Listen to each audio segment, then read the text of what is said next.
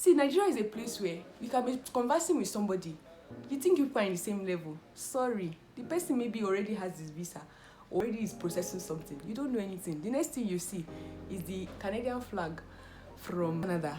So, why would people not rush to Canada? Do you understand? After this video, you're going to understand why Nigerians are honestly tired. These are honest Nigerians that have tried their best and they're like, nah, they are done. Hey guys, welcome back to my channel. It's Ejeomah, and in today's video I honestly just wanted to rant. Okay, so I wanted to make this video yesterday when I came back from work because that was when the ginger was there. But seriously, after that yesterday I just wanted to rest, and the gen sound was on, the construction guys were working, and the noise was just too much. I was just like, and there's no mic yet, so mic is coming, the lapel mic is coming. The one I bought is not, doesn't work. I don't know if it doesn't work for my phone or it just doesn't work in general. So I was just like, can I film this video? Let me wait till today. Today I'm on night duty, and I just thought that I should just quickly make a video before I go to work. If I don't get to film this video today, I don't think I'll ever feel ginger to film this video. After this video, you'll be able to understand why are there so many Nigerians there. Even if you go to Antarctica, you're going to see Nigerians. You might be wondering, right? Why would someone spend all their life saving or take a loan to travel out of the country? Like, why? Apparently, you know, in Nigeria there's this thing about kidnapping. I don't know if it happens in other countries, kidnapping human beings for a ransom, for money. Like, it's a way of business that they do here.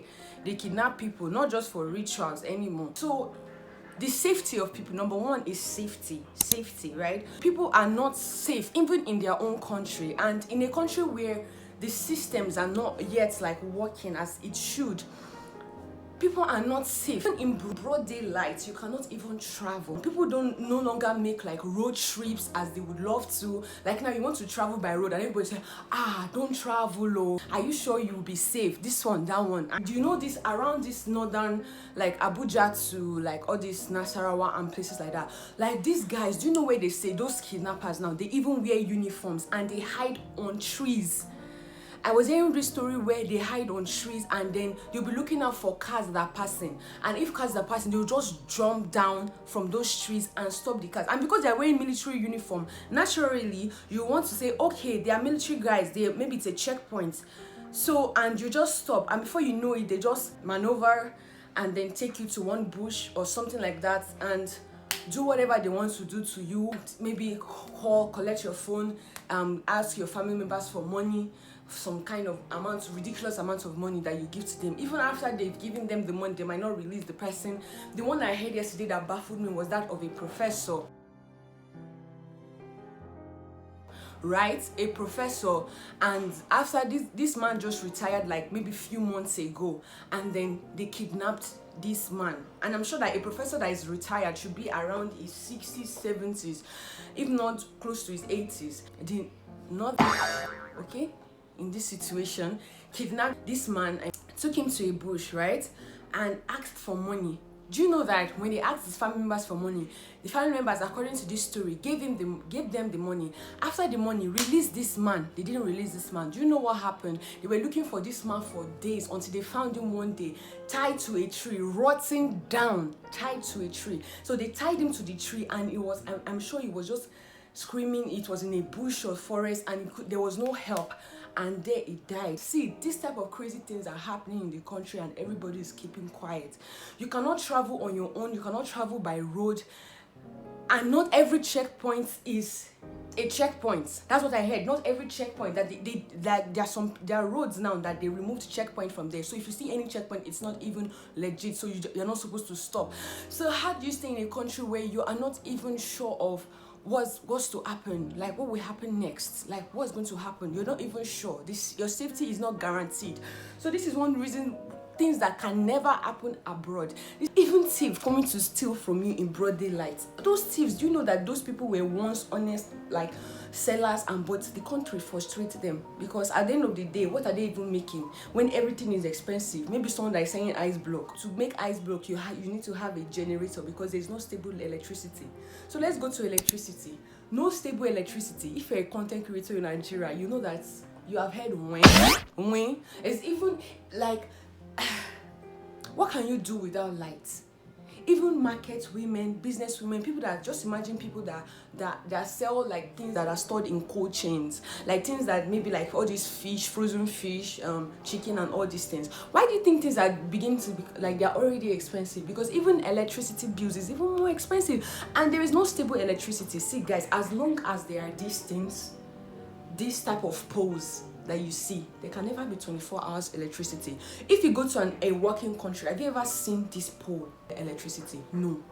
And that is one of the reasons why you can always have constant electricity in such countries. Like even right now, there's heat, no breeze, and you will not still give people light. Then people will put on generator sound, noise everywhere.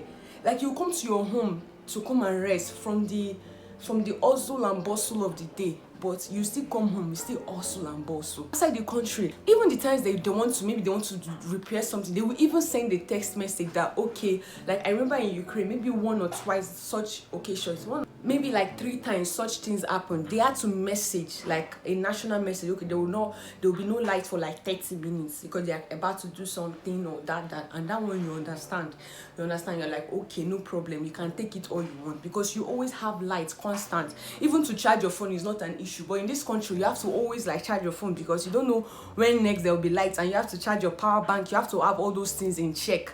So that's another reason why, if I'm looking here, because I have most of the things I jotted down here, so that's one of the reasons why people look at these things and they're like, is it not time to just go? Another thing is basic things like crossing over the express road, no traffic lights.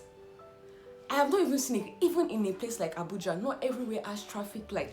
So you see people crossing express road, you have to look left, look right. Even these cars are running on speed. They see pedestrian, there's no pedestrian lane. No pedestrian lane, no pedestrian walk like that, walk over, zebra crossing, nothing like that. No traffic lights, everything. So people are just raving lawlessly on speed on a highway. Abuja is another thing. Abuja people drive rough.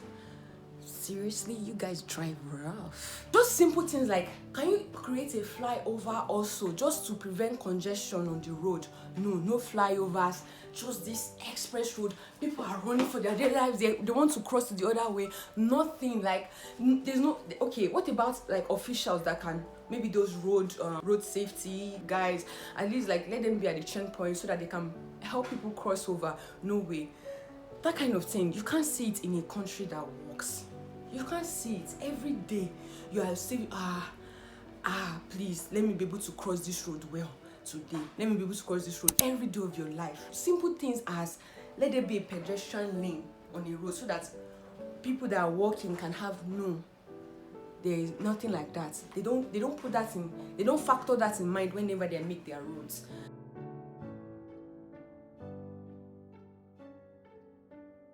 Let's not even come to salary, which is one basic thing. There is no form of security, even with your salary. How much are they paying? The amount one makes in a month here is something that you can make in a day outside of the country. You will see a married man earning 25k. Seriously, what would that do? You work Mondays to Fridays, even weekends, and you come home with 25k, and you have 2 children, 3 children. What are they going to do with that? What? Even to clean toilet outside the country, I'm sure you make more than that. Don't even get started when you say, oh, but they go to other countries and they clean toilets. See, they clean those toilets and they make more than that amount of money, even times 5 of that amount of money. Why wouldn't they want to run out of the country to go and wash toilets? Even people that have basic ideas that, okay, want to change Nigeria, they have these great ideas, awesome ideas. They come here, you get frustrated. I've heard stories of people like all these entrepreneurs try to build roads, try to make basic amenities, and go to come and collect their share for something that is a private thing. Like, all those things make people honestly tired. You don't even come and say, oh, Nigerians are always angry. Why would they not be angry? They are angry Nigerians. Why would they not be angry? Just answer me. You can see somebody walking on the road. They are not there. They are no more, like, they are gone far. All they're just thinking is, how can I can't continue like this. So what about university? You go to university, strike. The last strike ended up being like over 18 months. People were at home, nothing. Strike back to back. Like, you can just be studying 1 year before the end of 100 level, there's one strike. Before the end of 200 level, so someone can go in to study medicine and at the end of the day spend like almost 11 years. There's a story of someone I know that spent 11 years studying medicine, something that would take 6 years just for basic MBBS. So why do you think people will not run? After studying that 11 years, you will come out, no job for you. Because there's saturation everywhere. And even with the saturation, competition, even with the competition, who you know, even with the who you know, how much will they pay you? You go to another country, your 5 years is your 5 years. Your 3 years is your 3 years. Your 6 years is your 6 years. There's no strike, nothing in between. Just you and your money, and just come and study. And that's just it. Nothing. Come winter, come rain, come sunshine, you're going to graduate at the end of that 6 years if you do all what you can. You read, you study, you pass your exams and everything. I also know there are so many things, but these are the things that I can list from the top of my head. So what are the other things, guys, that you think that will make people say, I beg, see, this Niger, I'm done, let me start going? Write it in the comment section below. I'll really appreciate. See, I'm just discovering countries like Poland. You can also get to work in countries like Poland. You can get legit PR after some years of working. If you're already currently processing and you've been processing for quite some time and it has not been fruitful, why not think about another country that you can go to? There's even another one I discovered recently, and there is a YouTube channel that currently discusses about Norway. You can go to school there, it's for free. You can school there for free. I think the only thing you need to pay for is like your accommodation and all that. I will just link the description of these YouTubers in my channel so you can just check them. I'm telling you, I watched a B1 channel on YouTube, a YouTube channel. She makes you literally want to just pack your load and go to Poland, because I never knew Poland had such great benefits and opportunities. You can check these guys' channels that I just listed in the description box. I'm going to link them down there. I need to start pack my stuff and start running to work now because I don't want to be late. So that comes to the end of my video for today. I might not be able to list everything, but I know you guys have 1 or 2 things that makes you like, you to say if you are done. Let me see in the comment section below. I know maybe you have some plans or what have you, or even if you don't have the means of traveling right now, still just continue doing what you're doing right now that you are here. When there is a will, there's always a way for it. So just keep doing what you do. Don't give up. The things can be tiring sometimes, but just see it as something that happens just for the moment. It's not going to be permanent. Just like try to enjoy each moment while having a destination in plan. You have where you're going to, but sometimes you have to transition through some phase, so you have to just keep on. Even if you don't have the funds or one thing or the other is holding you back, just keep on, just keep hoping on God, and things will surely get better. Okay, so take care of you and have a wonderful day. All the best. Okay, bye.